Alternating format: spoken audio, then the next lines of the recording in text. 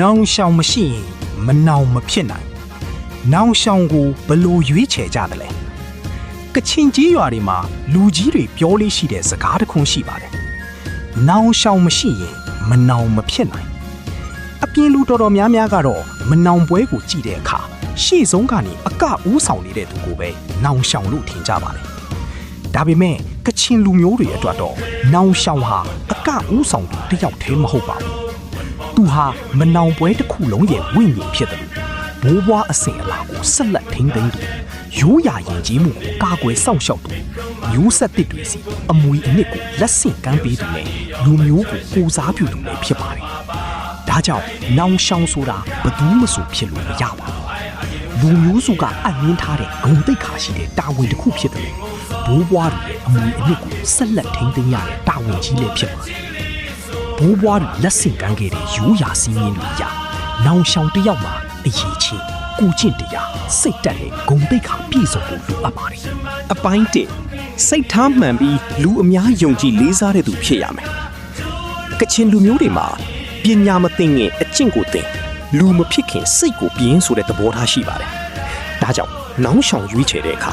အကကောင်းတာထက်လူကောင်းဖြစ်ဖို့ကပိုပြီးအရေးကြီးပါတယ်မနောင်ပွဲဟာဘိုးဘွားတွေကိုရိုးတေကာရဝပြုတဲ့မြင့်မြတ်တဲ့ရိုးရာအခမ်းအနားဖြစ်တဲ့အတွက်အဲ့ဒီအခမ်းအနားကိုဦးဆောင်မဲ့သူဟာစိတ်ထားဖြူစင်ပြီးကိုကျင့်တရားကောင်းမွန်ရပါမယ်ဘိုးဘွားအစဉ်အလာကိုလေးစားရမယ်လူတိုင်းကိုရိုးသားပွင့်လင်းစွာဆက်ဆံရမယ်တက်ကြီးရွယ်အိုတွေကိုရိုးသေးလေးစားပြီးခလေးငယ်တွေကိုချစ်ခင်ရမယ်ကိုချိုးကိုမရှိတမ်းတင်မဲ့အများအကျိုးကိုဦးစားပေးတတ်တဲ့စိတ်ဓာတ်လည်းရှိရပါမယ်နောင်ရှောင်ဟာလူထောင်ပေါင်းများစွာရဲ့ရှိမှရက်ပြီးမနောင်ပွဲကိုဦးဆောင်ရတဲ့သူဖြစ်ပါတယ်ဒါကြောင့်သူကိုစားပြုတာကမိမိတယောက်တည်းမဟုတ်ပဲကချင်လူမျိုးတစ်မျိုးလုံးရဲ့ဂုဏ်သိက္ခာနဲ့ပုံရိပ်ဖြစ်ပါတယ်အဲ့ဒါကြောင့်နောင်ရှောင်တယောက်ဟာရွာသူရွာသားတွေယုံကြည်လေးစားတဲ့သူနာမည်ကောင်းရှိတဲ့သူတရားမျှတပြီးယုံကြည်စိတ်ချရတဲ့သူဖြစ်ဖို့လိုပါတယ်ဒါဟာယာထူးကုန်ပြဖို့မဟုတ်ပဲလူထောင်ပေါင်းများစွာကိုစီးလုံးညွတ်အောင်ပူးဆောင်နိုင်ဖို့ဖြစ်ပါတယ်ထို့ပြင်တည်ငြိမ်ရမ်းကျက်ပြီးမှန်ကန်တဲ့ဆုံးဖြတ်ချက်တွေချနိုင်ရမယ်လူအများရှိကိုရောက်တဲ့အခါတုံ့လုံမနေပဲတည်တည်ငြိမ်ငြိမ်နဲ့မနောင်အခမ်းအနားကိုဂုဏ်သိက္ခာရှိရှိပူးဆောင်နိုင်ရပါမယ်အဲ့ဒီလိုမှသာကချင်လူမျိုးတို့ရဲ့တည်ကြည်မှုရေးရင်းမှုနဲ့စီးလုံးညွတ်မှုအများရှိမှာကောင်းစွာထင်ဟပ်ပြသနိုင်မှာဖြစ်ပါတယ်အပိုင်းနဲ့ရိုးရာယဉ်ကျေးမှုသမိုင်းနဲ့မနောင်အကကိုနက်နက်ရှိုင်းရှိုင်းနားလည်တဲ့သူဖြစ်ရမယ်။နောင်ချောင်တယောက်အတွက်အရေးကြီးဆုံးအရာတွေထဲကတစ်ခုကတော့မိမိလူမျိုးရဲ့ယဉ်ကျေးမှုကိုစိတ်နှလုံးအကျွမ်းမဲ့ချစ်မြတ်နိုးပြီးတန်ဖိုးထားတတ်ဖို့ဖြစ်ပါတယ်။သူဟာမနောင်ပွဲဘယ်လိုစတင်ပေါ်ပေါက်လာခဲ့တယ်လဲ။ဘာကြောင့်ကျင်းပကြတယ်လဲ။အခမ်းအနားတစ်ခုချင်းစီနဲ့အကခြေလမ်းတစ်ခုချင်းစီမှာဘာအဓိပ္ပာယ်တွေပါဝင်တယ်လဲဆိုတာကိုနက်နက်ရှိုင်းရှိုင်းနားလည်ထားရပါတယ်။မနောင်အကဟာလှလှပပကဖို့ဖန်တီးထားတဲ့အကတမျိုးမဟုတ်ပါဘူးခြေလမ်းတိုင်းအဖွဲစည်းပုံတိုင်းနဲ့ပိုဟန်အနေအထားတိုင်းမှာဘိုးဘွားတွေရဲ့တမိုင်းတဘာဝတရားအပေါ်အမြင်နဲ့ငင်းချမ်းသာရေးကိုဆုတောင်းတဲ့အဓိပ္ပာယ်တွေပါဝင်နေပါတယ်ဒါကြောင့်နောင်ချောင်တယောက်ဟာအကကိုကတက်ရုံနဲ့မလုံလောက်ပါဘူးအကရဲ့မူလအနှစ်သာရကိုနားလည်ပြီးဘိုးဘွားတွေလက်ဆင့်ကမ်းခဲ့တဲ့ရိုးရာပုံစံအတိုင်းမှန်ကန်ဦးဆောင်နိုင်ရပါမိမိသဘောနဲ့ပြောင်းလဲကပြတာမူလပုံစံကိုဖျက်ဆီးတာမလုပ်သင့်ပါဘူးထို့ပြင်ဘိုးဘွားတွေလက်ဆင့်ကမ်းလာခဲ့တဲ့ရိုးရာဓလေ့စီးငင်းစည်းကမ်းနဲ့တမိုင်းအမွေအနှစ်တွေကိုလည်းစိတ်ဝင်စားလိလာသိယူရပါမယ်ကိုလူမျိုးရဲ့ယဉ်ကျေးမှုကိုဂုဏ်ယူတန်ဖိုးထားပြီးပြင်ပယဉ်ကျေးမှုတွေကိုမျက်စိမိတ်အတူယူတာမျိုးမလုပ်ပဲကိုအမြင့်ကိုခိုင်မာဆုပ်ကိုင်ထားရပါမယ်တိထားယုံနဲ့လည်းမလုံလောက်ပါဘူး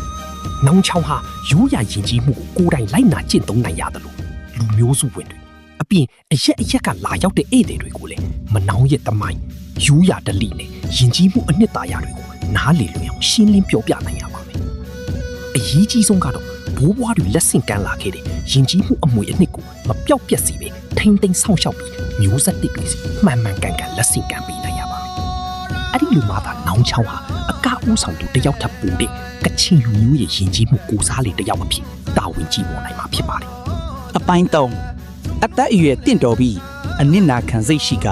ရိုးရာကိုခစ်နဲ့အညီဆက်လက်ဖွံ့ဖြိုးစေနိုင်တဲ့သူဖြစ်ရမယ်။မျိုးဆက်ပေါင်းများစွာလက်ဆင့်ကမ်းလာတဲ့ကချင်ရိုးရာအရအသက်30ကနေ60ကြားဟာ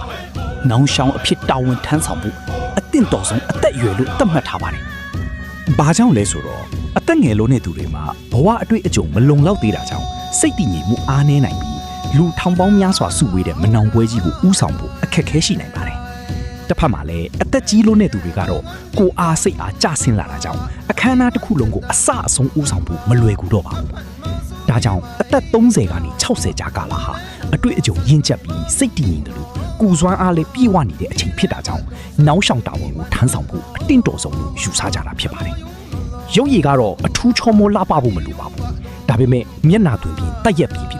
ကိုဟန်မမတ်စိတ်ဓာတ်တက်ကြွကဂုံတိတ်ခါရှိတဲ့အမူအရာရှိဖို့လိုပါတယ်။အကြောင်းကတော့နောင်ရှောင်ဟာကချင်လူမျိုးကိုကိုစားပြုတဲ့မျက်နှာစာဖြစ်လို့ပါ။လူအများရှိမှဂုံတိတ်ခါရှိရက်တည်နိုင်တာပြီးအရက်ရက်ကဧည့်သည်တွေနဲ့အခြားလူမျိုးတွေကိုကချင်လူမျိုးတို့ရဲ့ယူသားမှုဖြောင့်မတ်မှုနဲ့ရဲရင်တက်ကြွတဲ့စိတ်ဓာတ်ကိုထင်ဟပ်ပြသနိုင်ရပါမယ်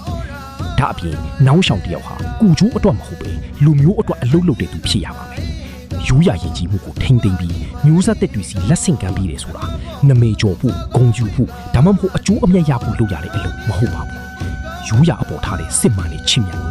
အနစ်နာခံစိတ်နဲ့တာဝန်ယူစိတ်ကြောင့်ပါဒီတာဝန်ကိုမျိုးဆက်အဆက်ဆက်လက်ထမ်းဆောင်လာနိုင်တာဖြစ်ပါတယ်။ဒါကြောင့်နောင်ရှောင်ဟာပြီးဆက်ဖို့ဝန်မလီတဲ့သူလုံးသမျှအတွက်အကျိုးခံစားမှုကိုမမျှော်လင့်တဲ့သူဖြစ်ရပါမယ်။ပုံမှန်အချိန်ဒီမှာလေမနှောင်းရင်ကြီးမှုကိုလူတွေပုံမနားလေလာအောင်ကြိုးပမ်းဆောင်ရွက်ရမယ်။ လူငယ်မျိုးဆက်တစ်တွေကိုစိတ်ရှည်လက်ရှည်တင် जा ပေးပြီးမနောင်အကခြေလန်းတွေရိုးရာအခမ်းအနားရဲ့စီးမြန်းစည်းကမ်းတွေနဲ့ယဉ်ကျေးမှုဆိုင်ရာဘဟုတုတတွေကိုမဖုံးကွယ်ပဲလက်ဆင့်ကမ်းပေးရပါမယ်။မနောင်ပွဲတော်ကိုပြင်ဆင်တဲ့အချိန်အစမ်းလီးခြင်းတဲ့အချိန်နဲ့အခမ်းအနားကျင်းပနေတဲ့ကာလတစ်လျှောက်လုံးမှာလည်းပင်ပန်းမှုကိုမငြင်းညူပဲတာဝန်ကြည့်ပေါ်အောင်စိတ်ရောကိုယ်ပါနှစ်ပြီးဆောင်ရွက်နိုင်ရပါမယ်။တစ်ချိန်တည်းမှာပဲရိုးရာယဉ်ကျေးမှုကိုထိမ့်သိမ်းနေဆိုတာခက်နဲ့ဝေးကွာနေရမယ်လို့မဆိုလိုပါဘူး။ရိုးရာတစ်ခုရေရှည်တည်တံ့ဖို့ဆိုရင်ဘိုးဘွားတွေရဲ့အမွေအနှစ်ကိုမူလအနှစ်သာရမပြတ်စီပဲထိမ့်သိမ်းနိုင်ရုံသာမကခေတ်ရည်စီเจ้าနေလေလိုက်လျောညီထွေဖြစ်အောင်ဆက်လက်ဖွံ့ဖြိုးတိုးတက်စေနိုင်ရပါမယ်။နောင်ကြောင်ဟာလူငယ်တွေအတွက်စံနမူနာကောင်းဖြစ်ရတယ်လို့နိုင်ငံကိုချစ်တဲ့စိတ်မိသားစုကိုတန်ဖိုးထားတဲ့စိတ်ယူသားဖြောင့်မတ်မှုအခြားသူတွေကိုလေးစားကူညီတတ်မှုနဲ့အလုပ်စ조사တဲ့စိတ်ဓာတ်တွေကိုလက်တွေ့ကျင့်သုံးပြသနိုင်ရပါမယ်။လူအဖွဲ့အစည်းအတွက်အကျိုးရှိတဲ့အတွေးအခေါ်နဲ့အပြုအမူတွေကိုမြင့်တင်ပြီးရိုးရာကိုထိခိုက်စေမယ့်အလေးအထားတွေကိုရှောင်ရှားနိုင်ရပါမယ်။အတူချုပ်ပြောရရင်နောင်ကြောင်ကောင်းတယောက်ဆိုတာအကဥဆောင်သူတယောက်သာမဟုတ်ပဲကူကျင့်တရားကောင်းမှုသူလူအများယုံကြည်လေးစားသူယဉ်ကျေးမှုကိုနှက်နှက်ဆိုင်ဆိုင်နားလေသူရိုးရာအမွေအနှစ်ကိုမျိုးဆက်သစ်တွေစီမှန်မှန်ကန်ကန်လက်ဆင့်ကမ်းပေးနိုင်သူ